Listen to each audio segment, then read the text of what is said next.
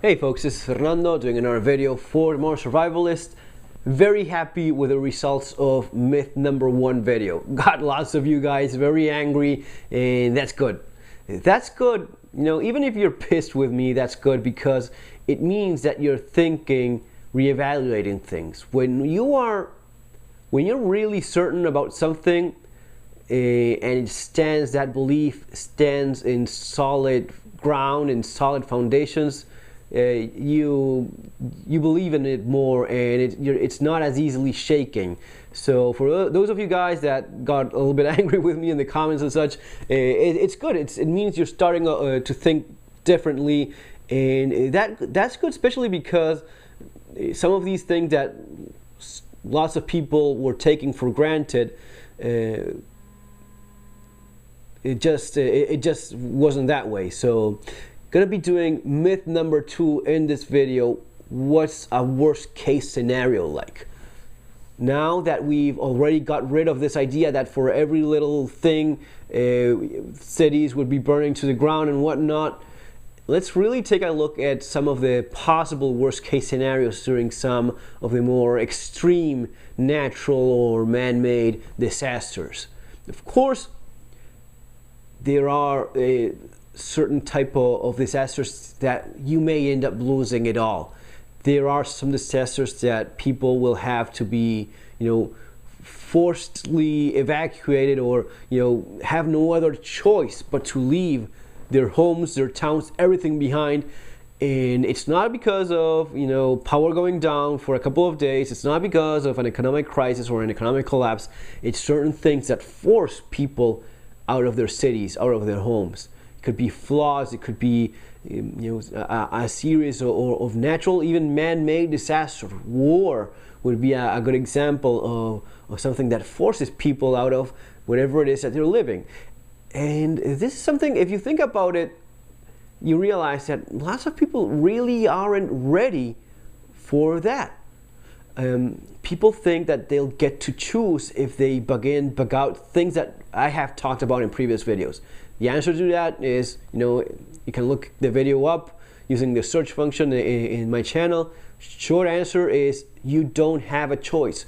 You don't get to pick if you bug in or you bug out. That means for those that are thinking of, oh, I'm already living in my bug out location, something that I'm going to be covering in the upcoming book, Bugging Out and Relocating. If you are living already in your bug out location, it's no longer a bug out location per its own definition. A bug out location is somewhere else where you go, where that place where you are living now is compromised, is no longer viable as a place to live in. So sometimes you just don't have a choice. Sometimes you just have to leave. Think of the war, the ongoing war in Syria. Think of people maybe in Crimea that are of the wrong ethnic background or whatever, that suddenly find themselves in surrounded by a little bit more of a hostile environment, and they have to leave because their safety is compromised to some degree. In some of those cases, you just don't have an option. And again, something that I've made reference to before, timing is essential. At first, you kind of think that you may have to leave, then you are suggested to leave, then it gets to the point where you're no longer allowed to leave, and that's a second too late. You have to leave before it gets to that point.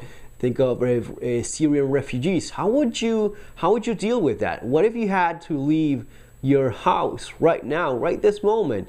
Maybe you just have a few minutes, maybe half an hour, gather a few belongings and leave. You may be thinking of right now, as you see this video, you may be thinking, well, I would be going to a friend's, a family member's house in some other town, some other state. What if you're forced, like in Syria, forced entirely out of your country to someplace where you've never been before? You have to cross the border, going to Canada, going to Mexico, and you have what you have in your pocket, and that's that. let's make it a little bit more interesting. Let's suppose your bank account's got frozen and you don't have any of your financial assets, just the cash that you had in your house and whatever it is you could carry with you. It's not as funny as and entertaining or as exciting as thinking about zombies, mutant looters or whatnot, is it? You don't get to choose these things, folks. You don't get to organize your little survivalist group and play King of the Hill. This is what really happens to people in life during real worst case scenarios. Common thing of people thinking that worst case scenario means you do whatever it is that you want. You don't do whatever it is you want. With the WROL scenario, without rule of law, even in the 50s, even before that, even in World War II, some of the crimes people committed then they are still being persecuted because of that. They're still being hunted down because of those crimes. War criminals are hunted down,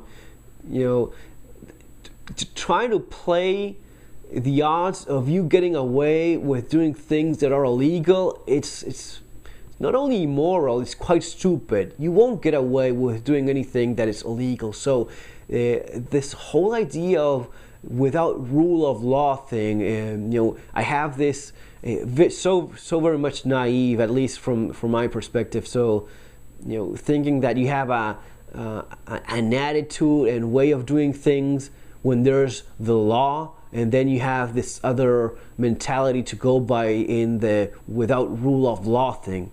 Never bet on getting away. You know what? Criminals, they will get away with it. You won't. Criminals commit crimes all day long, and there's a good chance that they won't be getting caught. The moment the good guy messes up, the moment you screw up, the law is going to be coming for you. And it doesn't matter if you've done that during a disaster or a period which is usually going to be short-term period of time where there's maybe a little bit more of civil unrest, where there is no immediate response of the authorities.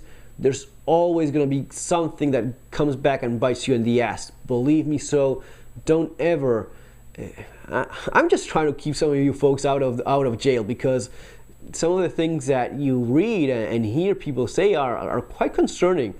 Especially for those that take some of these things for granted and think that just because you saw someone say it on YouTube means life is going to be that way. There's, the moment you start betting on doing illegal stuff because the police are not responding anymore, there's going to be a witness, there's going to be a camera, there's going to be some evidence there that will come back and mess your life when least expected. I don't know. It's one of these laws of nature, I believe. I remember, and this is kind of derailing from the subject, but no problem. I remember there was this this doctor in my gun club in Argentina, and he was like working in the emergency rooms a lot, and he got a lot of treat lots of gunshot wound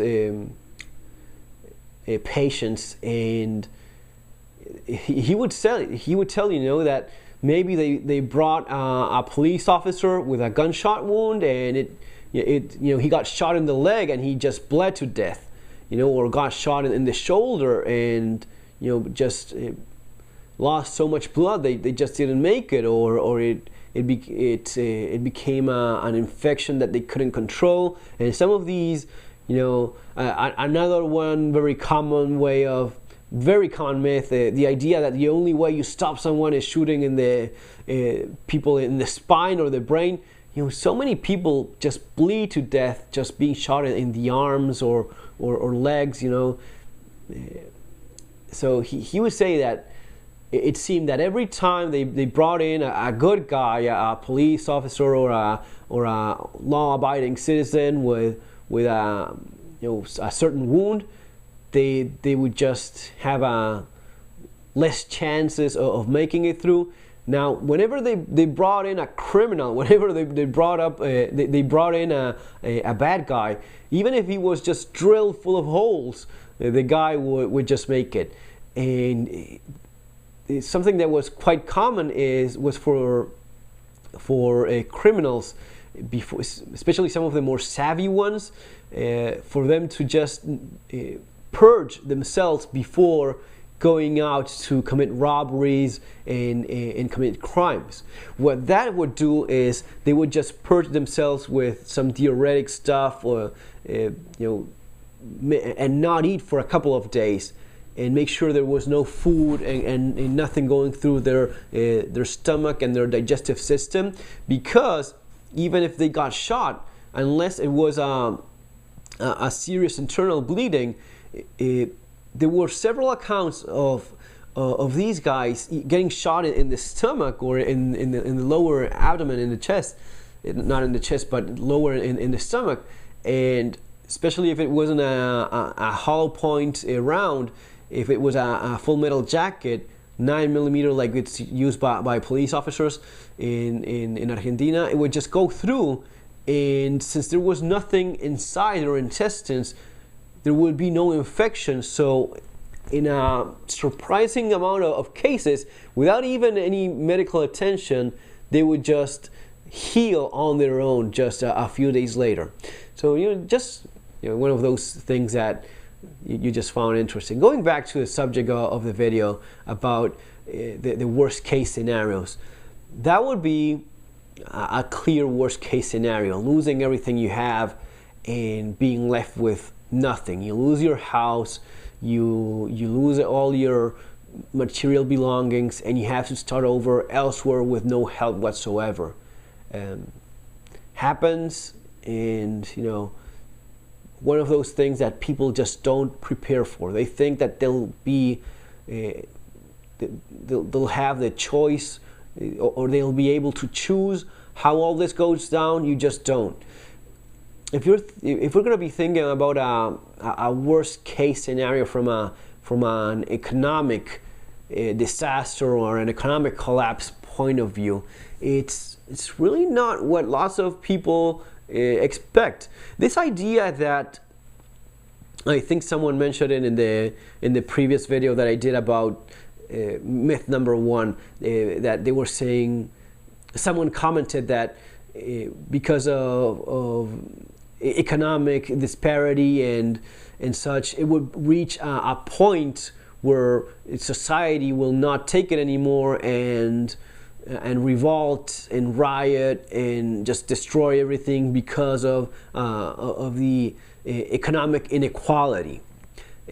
And some folks even suggested that, or just said that people in America are not willing to take it, like other people in other countries are. This idea that, oh, we're so special, we're so unique, and the way things happen in our country will not happen the same as they happen in my country or any other country on the planet. This idea of we are so unique and so special. Yeah, we're all very much unique and special, but as masses of people, we all react pretty much in similar ways. Especially, there are maybe a little bit more differences between Western and Eastern societies and culture, Asian cultures as well. But Western societies in general, they all react as a mass in pretty much the same way. And I actually have a good argument, and a good point to make. This idea that the American people will not tolerate certain things.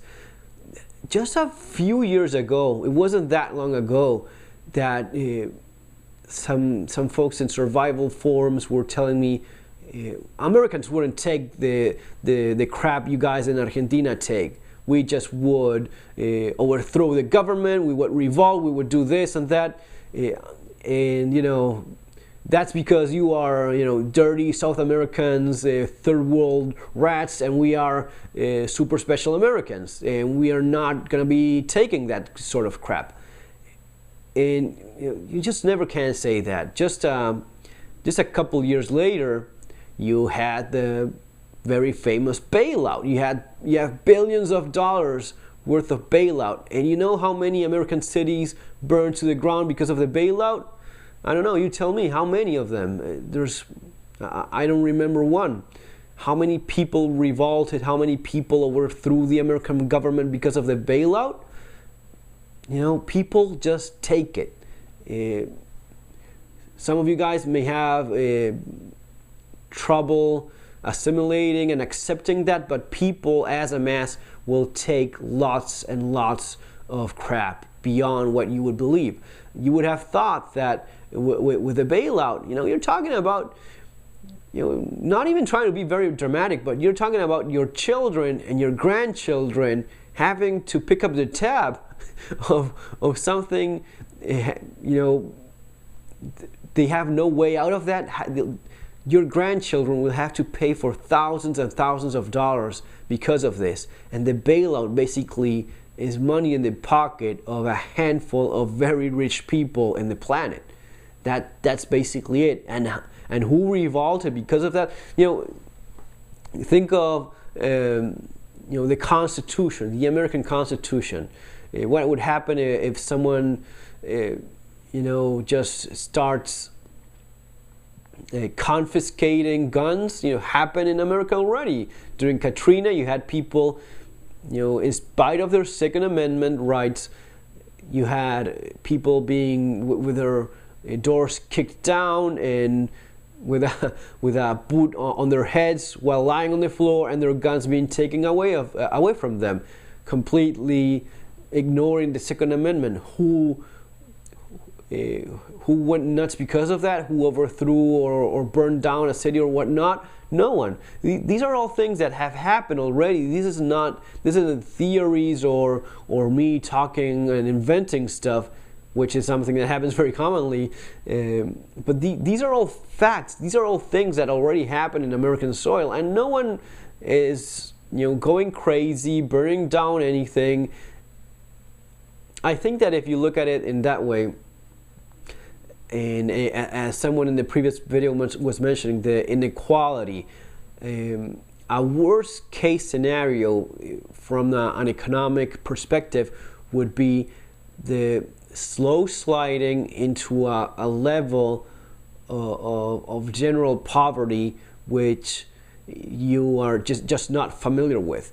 We're talking about a worst case scenario. What would that be like? That would be America becoming a third world, a slightly an Americanized version of a third world country, if you want to put it that way. You're talking about a large percent of people living in poverty in ways that they've never thought possible before. And how long would this take? If it happens, you just never know. These things, it's maybe a few months, a few years, more likely. It's just, it's just one day you wake up, you look around, and you say, man, how did we get this? How did we get to this point? When did we turn this that I'm now seeing? It's little things changing little by little, and you don't realize that because you're caught in the middle of it. This is something that I saw in Argentina from people that had left and came back. And when you leave and come back a few years later, you realize things that the millions of people in the country don't see because they're living it. So they're not experience since it changes slowly, little by little, with small details in life being degraded slowly. They don't see the contrast between what they saw one day and what they see a few years later. So that would be a worst case outcome of an economic disaster in U.S. Slow. Maybe with again, thinking of worst case scenario, we're thinking of the dollar devaluating all of a sudden a few points and whatnot compared to other currencies, this having an impact in the quality of life of people, and all, little by little getting to a point where maybe 60-70% of the population is living in a new standard of middle class. It's more like what it used to be, poor quality of life just a few years ago. That would be a good example. Keep in mind that what most Americans think of as poor is not really so. You see this, at least you used to see it. I think that these days there's a little bit more of an understanding of what real poverty is. But just a few years ago, my buddies that live in U.S., my American friends, they would say, yeah, because we have this idea that someone that is poor has a roof over his head, even owns a house, he has a couple of cars and a few big screen TVs, and he's poor. That's really not poor according to the standards of the rest of the world. For the rest of the world, someone that is poor is really struggling to get by and really struggling to get enough food to keep himself and his family fed, and let alone a roof over his head. Lots of poor people really have no place to live, or are living with someone else, or some relative, or something like that. So the idea of the standard of life that poor people would have in a worst case scenario would be very different. Could it get to that point? Again, worst case scenario.